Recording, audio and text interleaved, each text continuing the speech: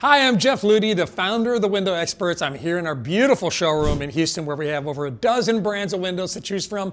And I want to talk to you about the differences between a hung window, sometimes known as a single hung or double hung, and a casement window, in case you're trying to decide for your home, whether it be new construction or maybe you're doing replacement on your windows, which one might work best for you. So I want to talk to you about a couple of things that you can see are obviously different and maybe a few things you haven't considered. Number one, this is a hung window. Hung meaning it goes up and down. We can unlock it like this, okay?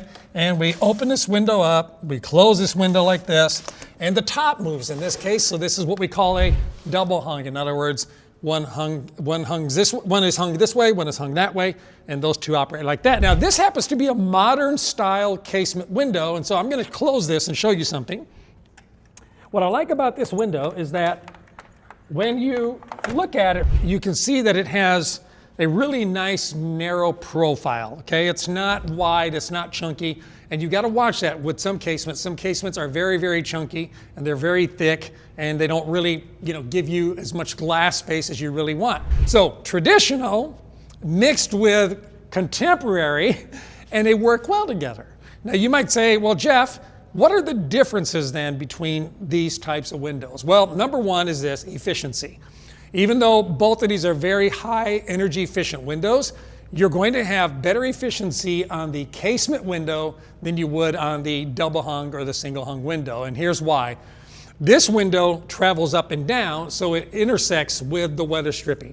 This window travels in and out, so the weather stripping actually gets collapsed upon. When this window closes, it closes against the weather stripping the same way it would, for example, at home on your refrigerator. Now, if you go to a convenience store and you see they have those sliding refrigerator doors where you reach in there and grab a soda or something, those don't close and seal as well as the ones that actually close and lay on top of it. So you're going to get better air penetration, air leakage rating performance data on a window that's a casement than you would on a hung window.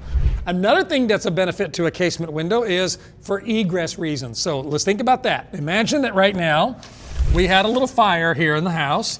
Open the window, it's 3 in the morning, okay, I'm tired, I'm trying to figure it out, and I'm trying to climb out of this window. That could be really hard, especially if this is on the second floor and I'm looking at shrubs and brush, or hopefully maybe the swimming pool with a deep end down there. Whereas on this unit, if you notice, if I was going to come out of this window, I can just pull this little screen off like this, and I could hold my coffee or my whiskey. Excuse me, folks, fire, I've got to get out of the house for a moment. Sit on the ledge, wait for the fire department to show up, whatever I want to do there. So egress reasons, but you have to be careful because casements are limited in their size. So in this particular case, right, this one wins for egress, but if you had a window that's 48 inches wide, like some houses do, then you're not going to probably find a casement window. Very few window companies go over 36 inches wide on a casement. So keep that in mind. And remember, in bedrooms is where you must have a window that operates in order to get out in the event that there was a fire or something along those lines. So yeah, egress, I like this. I also like the fact that you have a better visual line of sight. Here we're going to have a top and bottom sash, as you notice. And then where those two meet, this is called the meeting rail, the check rail. I have a visual interruption. On this one, I don't have a visual interruption, unless of course I do what I did here where we put some grids on it just for design purposes. So if you're looking for more glass, you're looking for bigger openings, that's the way to go. Also, one of the things I like about this is that it can get more ventilation. Typically you get more ventilation with a window like this than you would with a single hung or a double hung. So for example, if I open this window up, I only have this much square footage of ventilation, whereas on this particular one, I have all of this space for ventilation. And I can actually direct my window to try to catch some of that ventilation. So let's say the breeze is coming from that direction. If I open my window to about this point here, maybe 45 degrees, I actually help carry that breeze and bring it in. Just a quick tip for you, if you have more than one of these windows in a room, do what I usually do, which is put one to open one direction and put another one to open the other direction. That way, if the breeze is coming from one direction of the house, you can try to capture that and bring it into the house.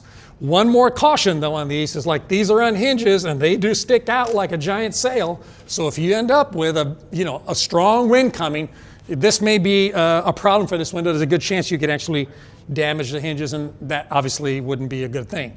Now, one of the nice things I do like about the double hung though is that you can take the top and the bottom and you can put them like this, okay? And you get a full screen for this, a full screen.